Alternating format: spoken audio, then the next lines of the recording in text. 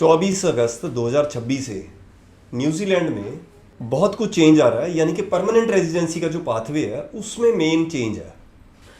यानी कि अब न्यूजीलैंड में जाने का आपको बेनिफिट क्या मिलने वाला है, किस तरह के प्रोग्राम लेने हैं, ये इसके ऊपर सारी वीडियो है। न्यूजीलैंड लगातार क्या कर रहा है, अपने परमानेंट रेजिडेंसी के पाथवे बना रहा है ताकि यहाँ पे ज़्यादा से ज़्यादा बच्चे आएँ और परमानेंट रेजिडेंसी लें और वहाँ का जो है सिस्टम को अपने स्ट्रॉन्ग करना चाहते हैं ताकि वहाँ पे न्यूजीलैंड में डेवलपमेंट हो सके। आप ऑस्ट्रेलिया जाते हो, आपको परमानेंट रेजिडेंसी में बड़ी परेशानी आती है। एक बच्चा, कोई नॉन मेडिकल वाले बच्चे को भी बड़ी मुश्किल हो जाती है। प्रोग्राम्स 4 ईयर के बहुत सारे इंजीनियरिंग के प्रोग्राम मिलते हैं, यहाँ पे 2 साल में मिल जाते हैं। यानी कि 2 ईयर की फील्ड करने के बाद आपके पास ऑप्शन है कि अपने तीसरा साल लगाना है या नहीं लगाना। आपकी बैचलर डिग्री कंप्लीट हो जाती है बहुत सारी इंजीनियरिंग फील्ड में स्पेशली। तो अब स्टार्ट करते हैं, इन्होंने क्या चेंज किया। SMC यानी कि स्किल्ड माइग्रेशन कैटेगरी, इसमें 2 नए पाथवे ऐड हो रहे हैं यानी कि परमानेंट रेजिडेंसी के लिए स्पेशली।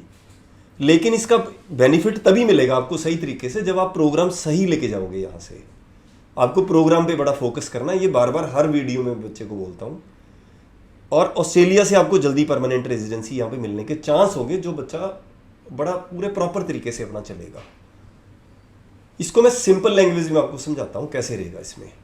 अब जो है ये स्किल्ड माइग्रेशन कैटेगरी है, इसमें टोटल 3 पाथवे होंगे। सबसे पहला है इसमें existing point based pathway, number 1।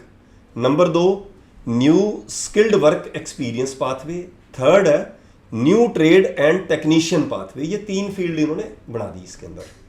सबसे पहले है exiting point based pathway.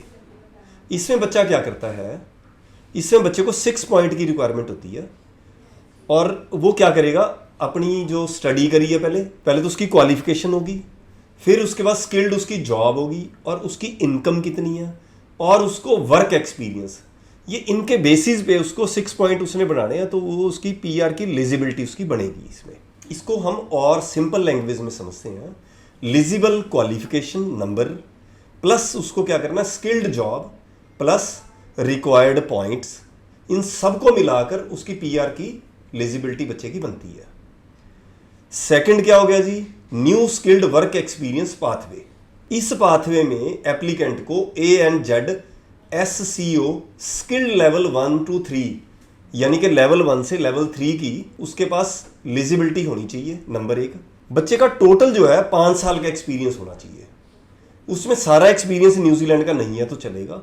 3 year overseas यानी कि कहीं से भी उसका एक्सपीरियंस है, अपने होम कंट्री से या कहीं से भी है, पर 2 साल का जो एक्सपीरियंस है वो न्यूजीलैंड का होना चाहिए।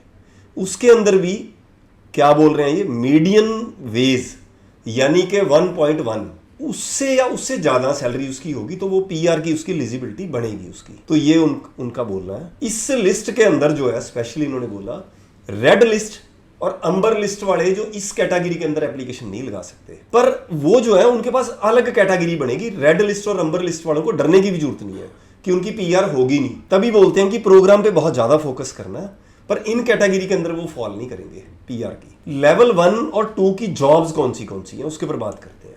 Software developer, ICT business analyst, accountant, civil engineer, mechanical engineer, electrical engineer, architect, construction project manager, registered nurse, teacher, pharmacist और क्वांटिटी सर्वेयर, ये इस फील्ड के अंदर आएंगे। और लेवल 3 में कौन सी फील्ड आती हैं वो भी बता देते हैं। Automotive, electrician, motor mechanic, welder, metal fabricator, telecommunication technician और building associate, site supervisor, chef, एक पर्टिकुलर फील्ड की बात करी उन्होंने, शेफ की भी, इलेक्ट्रीशियन और प्लम्बर, ये सारे इस फील्ड के अंदर आते हैं। और दूसरी क्या है field, new trade and technician pathway. ये जो पाथवे है मेन ट्रेड और टेक्नीशियन ऑक्यूपेशन वालों के लिए है। स्टूडेंट के पास लेवल 4, लेवल 5, लेवल 6 या कुछ फील्ड लेवल 7 की जो क्वालिफिकेशन वाले भी इसके अंदर अपनी एप्लीकेशन लगा सकते हैं। साथ में 2.5 ईयर का relevant post qualification work experience required होगा इसमें, जिसमें 1.5 ईयर का एक्सपीरियंस न्यूजीलैंड में रेलिवेंट स्किल्ड वर्क एक्सपीरियंस होना चाहिए। साथ ही ऑक्यूपेशन और सैलरी की रिक्वायर्ड जो कंडीशन वो मीट होनी चाहिए। देखो स्टूडेंट के लिए इसका क्या है मीनिंग, इसका लास्ट एक ही चीज़ है कि जब आप प्रोग्राम लेते हो तो उस पर बहुत ज़्यादा फोकस करो। प्रोग्राम किसी कंसल्टेंट के कहने पे इतनी जल्दी मत लो। कंसल्टेंट को कई बार क्या होता है कि खराब प्रोग्राम दे देता है अपनी कमाई के चक्कर में, और बच्चे की सारा उसकी एप्लीकेशन खराब हो जाती है उसकी। यानी कि प्रोग्राम चूज करते हुए बड़ा ज़्यादा ध्यान देना, वही आपको परमानेंट रेजिडेंसी तक लेके जाएगी। और एक और चीज़ होती है, बच्चा कई बार क्या होता है कि किसी भी फील्ड में जॉब करता जा रहा है और स्टडी उसने अच्छी करी है पर जॉब बेकार करता जा रहा है, उसको वहाँ पे सैलरी अच्छी मिल रही है, अपनी फील्ड में जाने की कोशिश नहीं करता, उसकी भी परमानेंट रेजिडेंसी नहीं होती। तो इस चीज़ का स्पेशल ध्यान रखना है।